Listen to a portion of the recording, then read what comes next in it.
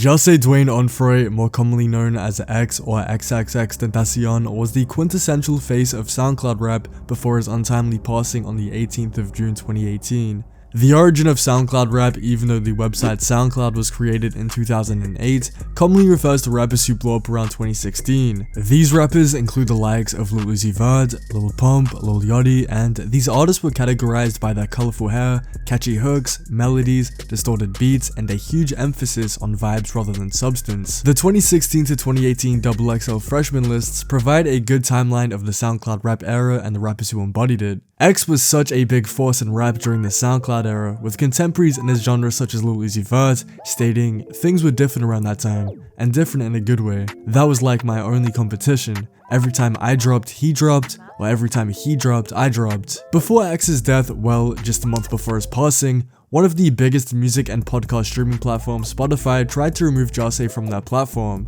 This was a huge issue and would have made a huge dent in Jose's revenue streams, since in 2018, music streaming services made up 75% of total music industry revenue, compared to 89% in 2024. Streaming has revolutionized the music industry in a way that would have been unthinkable just over a decade ago. The way that people consume music as a medium has changed significantly. From people purchasing physical copies such as vinyls or CDs, to purchasing songs and albums individually from iTunes, and then to digital streaming from streaming platforms like Spotify or Apple Music. These platforms are so popular due to the convenience they provide, since you can play an entire album from top to bottom with one tap of the screen.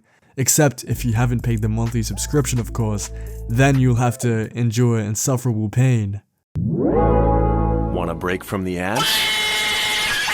When using streaming platforms, after diving into an artist's discography and you just happen to enjoy the music, you can decide if you want to support the artist further from there, instead of the alternative being you purchase an album in a store or on iTunes, and you go into the project completely blind. Maybe you like the artist's previous work, maybe you heard a single on the radio you liked, who knows. If the album was good, then hey, that was a pretty good investment, but if it was bad,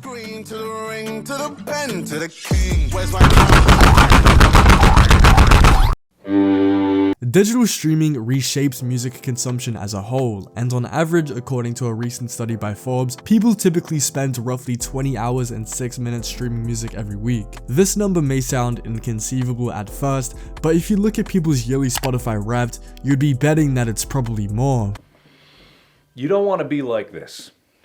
This is disgusting. XXXTentacion was the 8th most streamed artist of the 2010s with over 13 billion streams, and for someone that blew up to mainstream success in 2017 and passed away in 2018, and in that short duration of time generating more streams than artists such as Ed Sheeran, Rihanna, and Titans who have dominated the industry for over a decade, is no small feat. So why and how did Spotify blackball XXXTentacion, although he would have been bringing in millions of dollars in revenue for the company? On the 10th of May 2018, Spotify introduced a new policy that primarily focuses on hate content and hateful conduct surrounding artists. At the time, Spotify defined hate content as content that expressively and principally promotes, advocates, or incites hatred or violence against a group or individual based on characteristics including race, religion, gender identity, sex, ethnicity, nationality, sexual orientation, veteran status, or disability. With these new rules in place, music from controversial figures such as XXXTentacion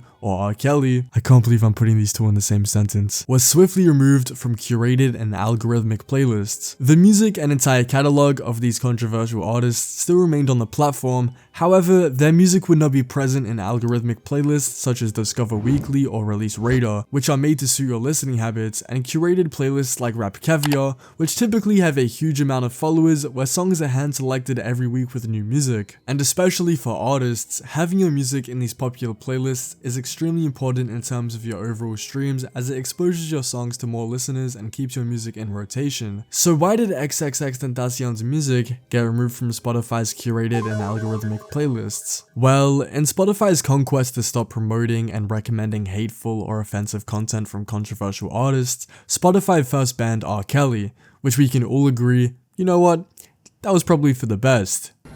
Do you like teenage girls? When you say teenage, how are we talking?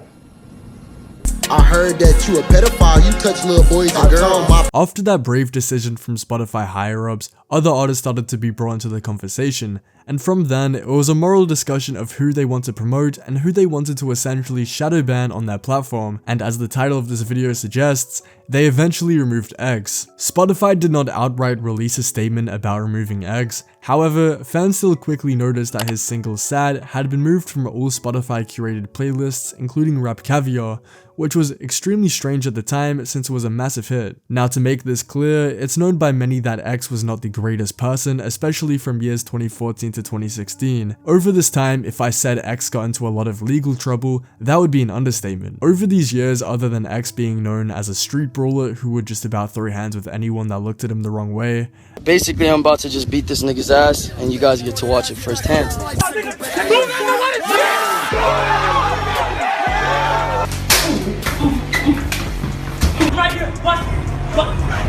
You really can't do anything because John used to beat niggas up. Like, you can't tell John nothing.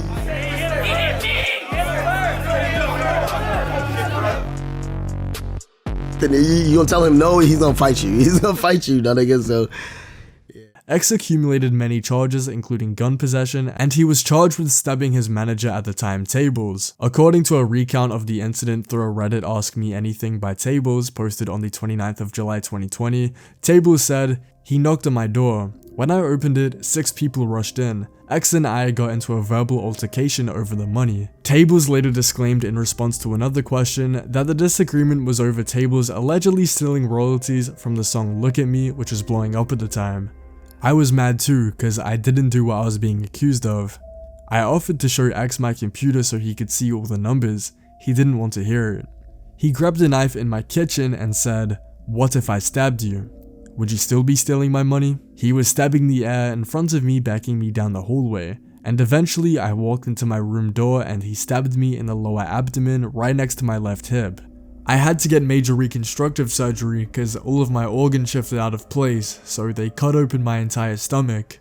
The doctor told me a centimeter up, down, left or right, and I would have bled out before I even made it to the hospital. I was damn near paralyzed after, but I couldn't do anything on my own. Not even sit up when I was laying down. It was a really rough experience. To top that off, I had to move back to my hometown in New Jersey because I couldn't do anything by myself.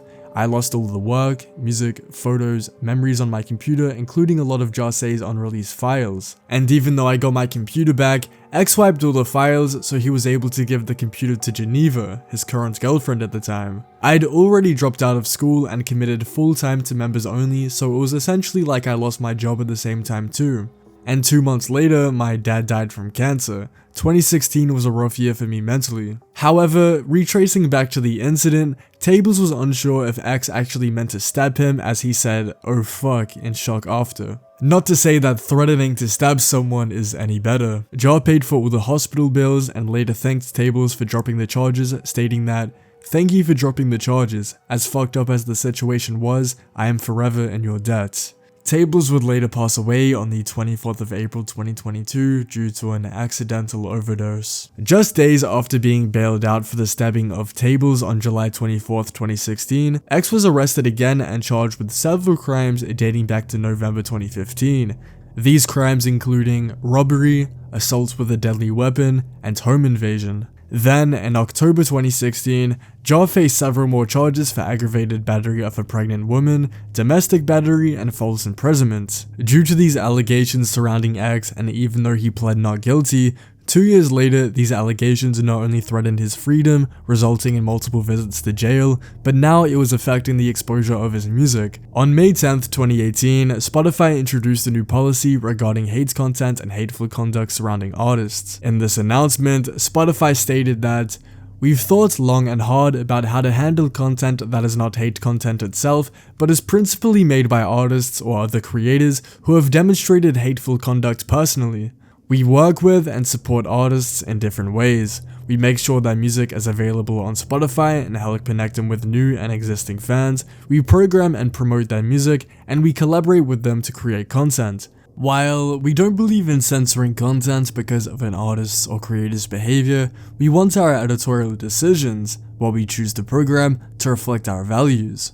So in some circumstances, when an artist or creator does something that is especially harmful or hateful, for example, violence against children and sexual violence, it may affect the ways we work with or support that artist or creator. So with all that being said, it's important to note that in May 2018, when R. Kelly, X, and TK were removed off playlists, that many artists who have been found guilty or artists who literally have video evidence of them committing the crime were not removed from playlists. Artists like G-Eazy, for example, who pled guilty to assault and gun charges.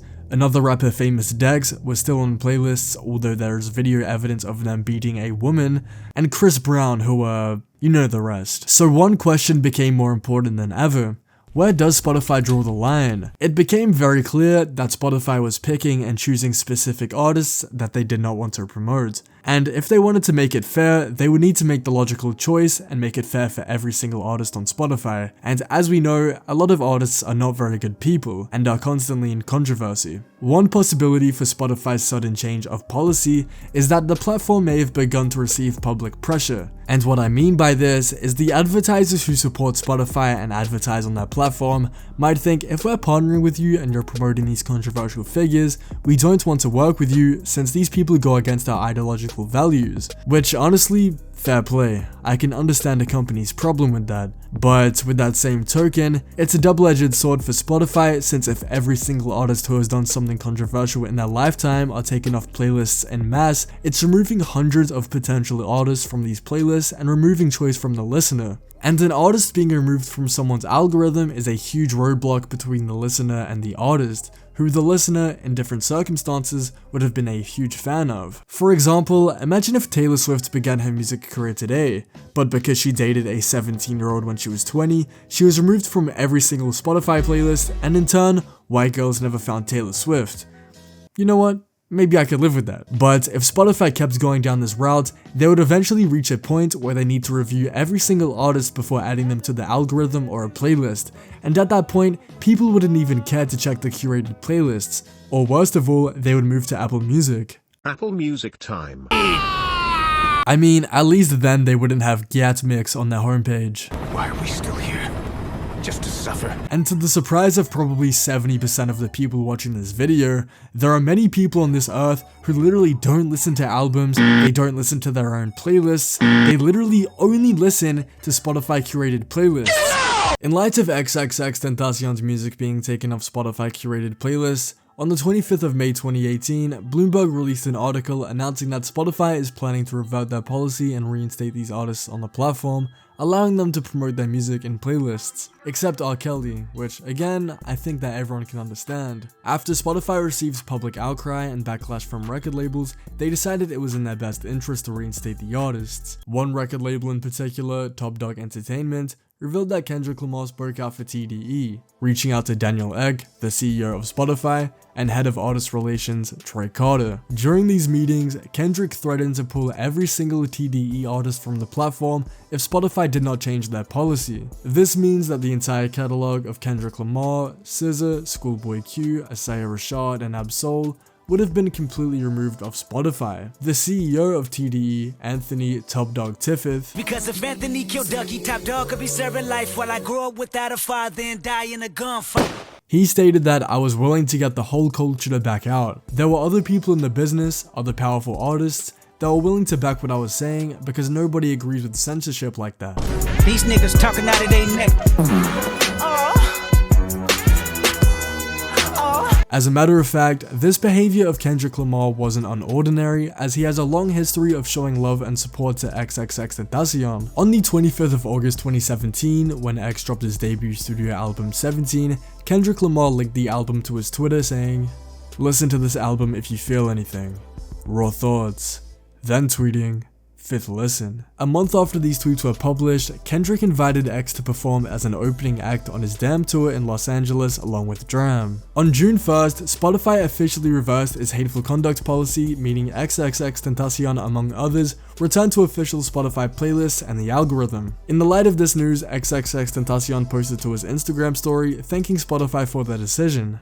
I know that this isn't expected, but I actually really want to thank Spotify for not being negligent and for changing their decision on me. Given a sense of the fact that I promote positive energy and I'm not a hateful person, so I tremendously want to say thank you. Thank you very much. Also, I want to thank all the amazing supporters, all the artists that went to bat for me, and I want to thank my team as well for really going to bat for me and making sure that we came out of this successful. Thank you very much, and thank the universe very much. And in specific, thank you, Kendrick Lamar. I didn't want to say anything to make him subject to any negative energy whatsoever, because people find some weird way to do that. But thank you again, and I appreciate you, and many blessings to you and your family. I know a lot of people were and are expecting me to respond negatively, but honestly, there's no point. I was blessed in the end. I'm appreciative for everything, and I've changed tremendously as a person, and I'm just very grateful for where I am right now. So basically, in conclusion, that is the story of how Spotify tried to blackball XXXTentacion.